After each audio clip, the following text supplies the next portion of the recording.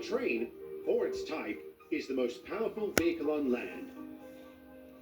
And the engines of Sodor are the power behind the docks, industries and branch lines that make up the world-renowned North Western Railway. These are the stories of Sodor.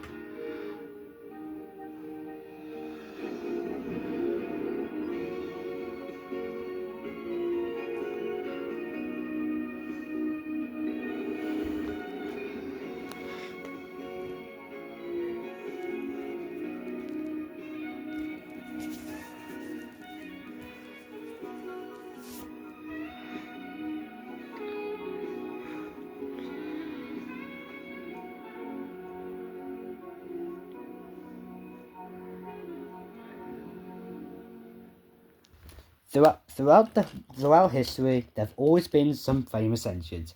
There's Thomas the Tank Engine, obviously, Flying Scotsman, the first engine to reach 100 miles an hour with evidence. Then there's City of Truro, and the Mallard, the fastest steam train, 126 miles an hour. If anyone could beat that. Excuse me, I need to get through. Alright, you could have said please. Manners are for commoners. Wanker. Anyways, as I was saying, but some engines are really famous. But one of Wales's most famous engines is Ivory the engine. Yes. Why do I have this book? Well, I got it when I was at the Fairborn. I got this at the Fairborn Railway in Wales when I went to Barmouth. And today we're gonna have a read of it. Edward, why do yours? Absolutely, chap. Ow! Ha! Ivor the Engine, the first story, and I might be getting the Railway series for our creator's birthday, which is literally in 1 week. So shout out if you want to read them with me. Storied by Oliver Postgate, pictures by Peter Furman. Not very long ago, in the top left hand corner of Wales, there was a railway. It wasn't very long railway, or a very important railway, but it was called the Marion Listener to Rail Traction Company Limited, and it was all there was. In a shed in a siding at the end of the railway lived the locomotive of the Marion Listener Railway Traction Company Limited.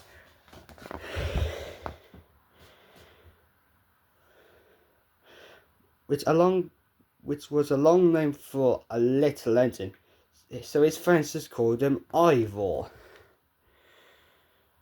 Now, in the morning, John's the engine driver, would come over the hill. Morning, Ivor. Jumping cold this morning. Then Jones would light Ivor's fire, fill up his coal box. Then Ivor's boiler was boiling. He would make a pot of tea. Then, when he had finished his tea, Jones the steam would climb on his footplate, open Ivor's regulator, and out they would trundle. Out of the shed and out into the bright morning air. Jumping colder was too. That morning, but bright as pin, and Ivor felt glad to be alive and steaming. Down to the signal box. There was a trouble. The signal was set against them. They could not pass. Owen's not awake yet, Ivor, said Jones the steam. Give him a blow. Went Ivor's whistle. Owen jumped out of bed. Is it early, you ask? Jones the steam. No, it's late. No, it's late, you are. Owen the signal.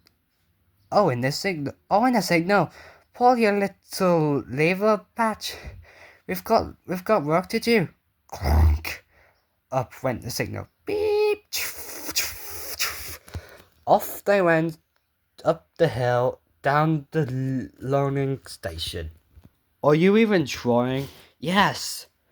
Well, because I rarely even read books. Well, try harder.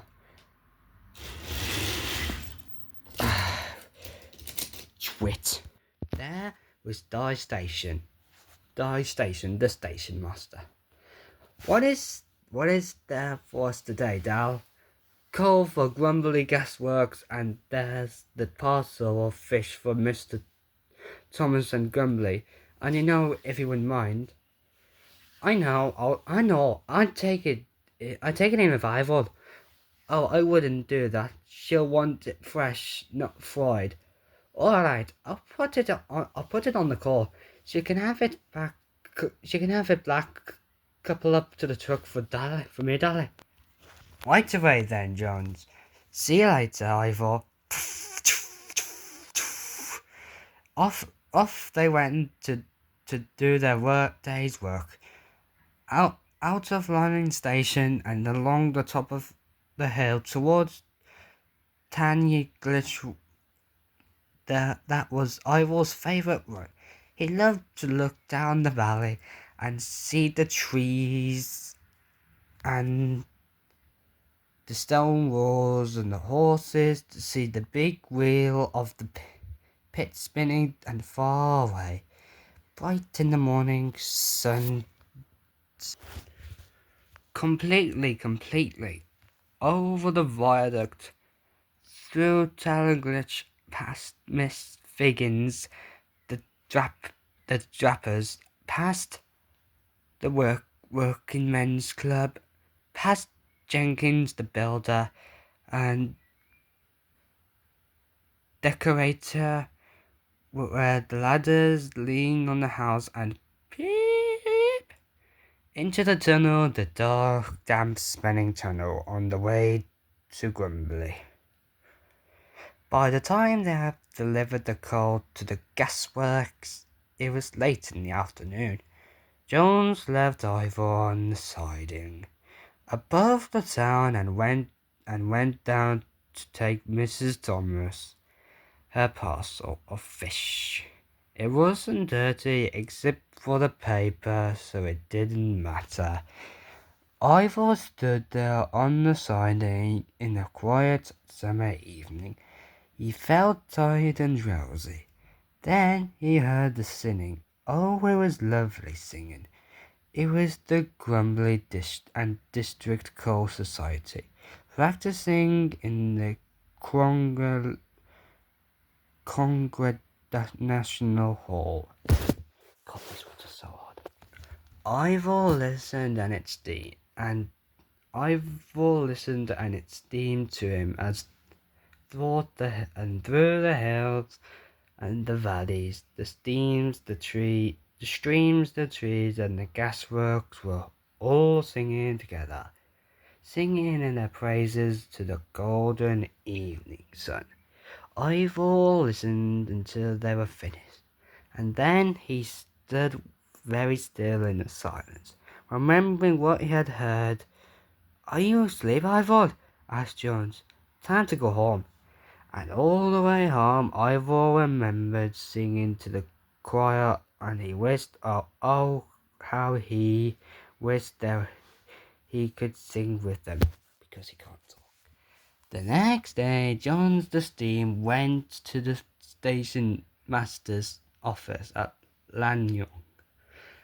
"Die," he said. "I'm worried about Ivor. I've plenty of steam and a good fire going, but he's just not pulling right." "Well, that's only one thing we can do about that," said Die Station. Take him to see the chief engineer at Pontypool. "What? Out on the main line? Ivor has never been out on the main line." "Oh, I accept he'll be alright if we both go with him." Okay, I'm gonna bore you with. Okay. The reason why I'm not gonna do this because I have the patience of a goldfish. You're 128. Fuck off! Anyway, I just wanted to write. Look out! Wow.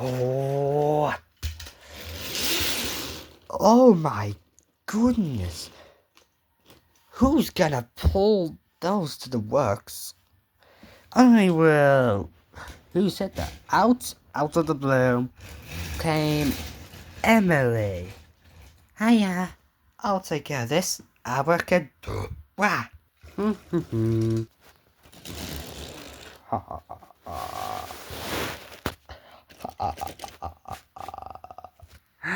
No, it can't be.